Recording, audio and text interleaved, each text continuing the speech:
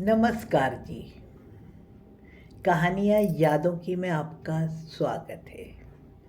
प्रस्तुत है आज नानी की कहानियों से ली गई कहानी राजकुमारी का भाग्य।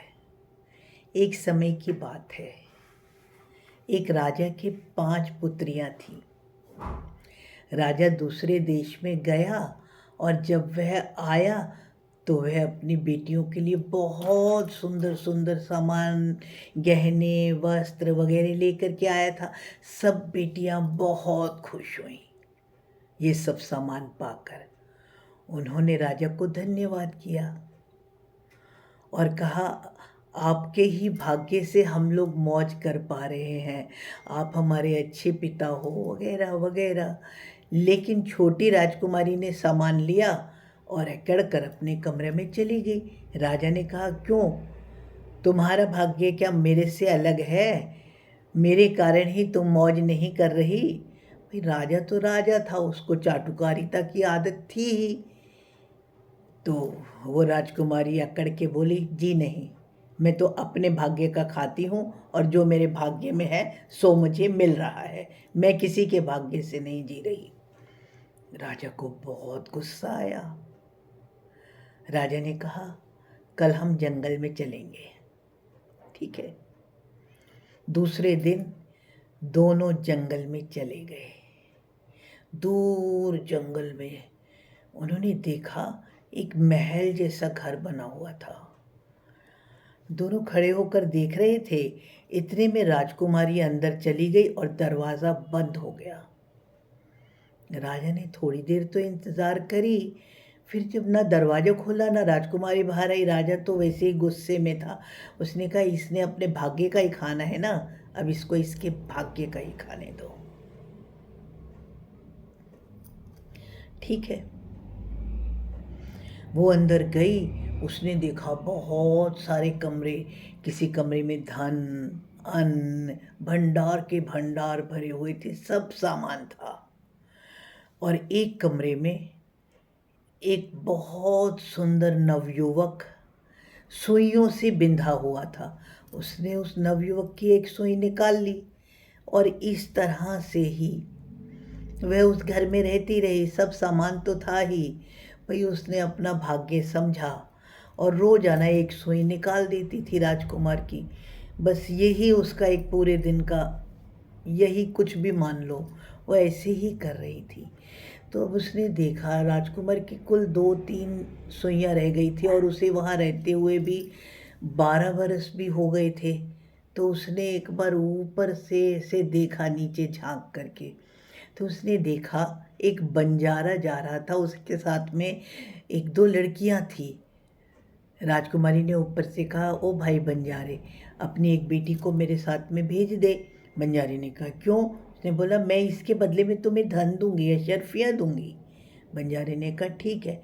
ऊपर से ही उसने उसको अंदर ले लिया, उस बंजारन को, और वो बंजारा लेकर के चला गया। फिर वो बड़ी खुश हुई। राजकुमारी ने कहा, मैं बिल्कुल इतने साल से अकेली थी, अब इतने समय बाद कोई बात करने को मिला।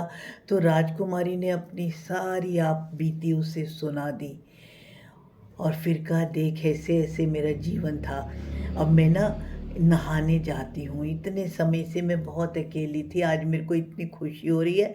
तुम ना महल में से जो मर्जी चीज़ ले लेना, खा लेना, तुम मेरी सखी हो। बस ये जो नवयुवक है ना, इसकी मैं रोजाना एक पिन निकालती हूँ, तुम इस वाली कमरे में मत जाना। ठीक है, उस बंजारन ने कहा। और जैसे ही राजकुमारी गई, बंजारन सबसे पहले उस नवयुवक के कमरे में चली गई और वहाँ जाकर उसने नवयुवक की पांचों की पांचों सुइयां निकाल दी। जैसे ही 5वीं सुई निकली, जो कि अंतिम थी, नवयुवक तो राम राम कह के उठ बैठा। वो तो घबरा गई बंजारन। फिर उसने बोला, तुम कौन? राजकुमार भी हैरान था, तुम कौन? उसने बतलाया कि मैं जो हूँ ना, मैं राजकुमारी हूँ, ऐसे 12 वर्ष पहले आई थी और फिर मेरे पापा राजा थे, उन्होंने ऐसे कहा, ये कहा। जो भी कुछ उसको राजकुमारी ने सुनाया था वो सारा उस बंजारन ने राजकुमार को सुना दिया। राजकुमार ने कहा, वास्तव में ही तुमने सही कहा, तुम्हारा भाग्य ही है जो तुमको यहाँ ले आया। मैं भी एक राजा हूँ, राजकुमार हूँ, और अब मैं तुम्हें अपनी रानी बनाऊंगा, तुम महल में राज करोगे। अब तो आराम से रहने लगी एक बार। और उसने तभी जब आई असली राजकुमारी, वो हैरान हो गई उसको देख करके। पर तभी जो बांदी जो रानी बन गई थी, उसने कहा, देखो ये जो है ना, इसको मैंने लिया था। जब राजा ने पूछा ये कौन है, बोला मैंने इसको ना अशरफियों में लिया था। राजा ने कहा कोई बात नहीं, ये भी यहाँ ही रह लेगी, हमको एक बांदी की भी तो आवश्यकता होगी। उसने कहा ठीक है। अब वो तो रानी बन गई और राजकुमारी बांदी बन गई, घर में ऐसे ही रहने लग गए। बस एक बार राजा किसी कारणवश बाहर गया, तो उसने ना राजकुमारी से पूछा, अपनी रानी से, बोलो तुम क्या लेना चाहती हो। उसने कहा मेरे लिए गहने लाना, वस्त्र लाना, ये लाना, वो लाना, पता नहीं कितना सारा सामान बोला। फिर राजा ने ना उस बांदी से पूछा, जो राजकुमारी जो नौकरानी बनी हुई थी, तुम क्या लेना चाहती हो। उसने बोला मेरे लिए कुछ लाने का आवश्यकता नहीं है, फिर भी लाना चाहते हो तो एक गुड्डा ले आना, एक गुड़िया ले आना। राजा ने कहा कैसे बेवकूफ़ है, मतलब इतना बड़ी होकर के गुड्डा गुड़िया, चलो। खैर जब राजा आया, उसने जैसा जैसा जिसने मांगा था उसने उसको गहने वस्त्र दिए, उसको गुड्डा गुड़िया दे दिया। अब वो राजकुमारी बनी बांदी बहुत खुश हुई गुड्डा गुड़िया पाकर। अब वो रात में जब सब सो जाते, वो अपने गुड्डे गुड़िया से खेलती और कभी रोती रोती रोती कहती थी, सुन गुड्डा सुन गुड़िया, सुनो हमारे दुख, 12 बरस तो सेवा करी फिर भी न पाया सुख। सुन गुड्डा सुन गुड़िया। अब एक आध बार तो राजा को भी आवाज़ आई। उसने अपनी रानी से पूछा, ये क्या बोलती रहती है, मतलब पागल है, सारे दिन काम करती है, यूं ही बड़बड़ाती रहती होएगी। और फिर बात आई गई हो जाती थी। पर राजा के मन में बड़ा संशय आ रहा था कि ऐसा राजकुमारी रोजाना कहती क्या है। एक बार कहीं जाना था तो राजा ने कहा मेरी तबीयत खराब है, जाना ज़रूरी है। उसने अपनी रानी को बोला आप चली जाओ। रानी ने कहा ठीक है मैं चली जाती हूँ। अब उस रात घर में रह गए राजा और बांदी बनी राजकुमारी। वैसे ही जब वो रात को अपने गुड्डा और गुड़िया से खेल रही थी, सुन गुड्डा सुन गुड़िया, सुनो हमारे दुख, 12 बरस सेवा करी फिर भी न पाया सुख। राजा ने उसको कहा तुम ये क्या कहती हो, मुझे बताओ। राजकुमारी ने कहा कुछ नहीं, आप राजा हो, आप अपना रानी के साथ खुशी रहो। उसने बोला नहीं बताओ। फिर उसने ना, जब राजा ने बहुत जोर दिया तो उसने सारी कहानी सुना दी कि ऐसे ऐसे हुआ था और उस समय पर आपको इतना, मतलब बहुत कुछ उसने जो बताया वो तो बिल्कुल सच्चा था।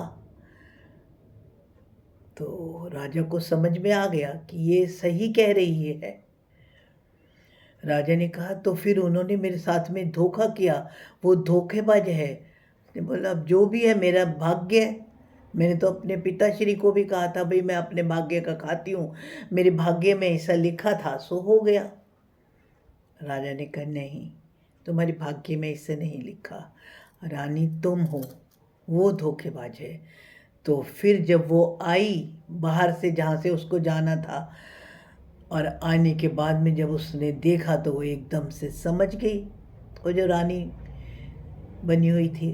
तो राजा ने बोला आपने धोखा दिया, कहती नहीं। तो राजा ने बोला अच्छा बताओ उस दिन किस किस कमरे में क्या क्या था और कितना कितना था, कितना क्या था। वो तो कैसे बता सकती है, उसको तो उतना ही पता है जो कि उसने कहा था।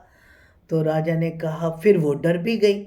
उसने कहा हाँ मैंने ऐसे धोखा करा, मेरे को तो इन्होंने पैसों से ख़रीदा था और मैंने सोचा कि जब आपने पूछा तो मैं रानी बन गई। तो फिर उन्होंने बोला तुम्हें ऐसे करना चाहिए था, अब राजा को बहुत गुस्सा आया। उसने कहा कि मैं तुमको सजा देता हूँ, और उसने उसे मार करके जो घर की देहरी होती है ना, देहरी जहाँ से कि अंदर जाते हैं, घर का जो एंट्रेंस होते हैं, उस जगह पर उसको गड़वा दिया बाद में। कि और फिर रानी को बोला, इसने तुम्हारे साथ में इतना बुरा किया ना, अब तुम हमेशा इसके ऊपर से ही आओगी, देहरी पर से ही, तब इसको पता पड़ेगा, इसका यही सजा होना चाहिए।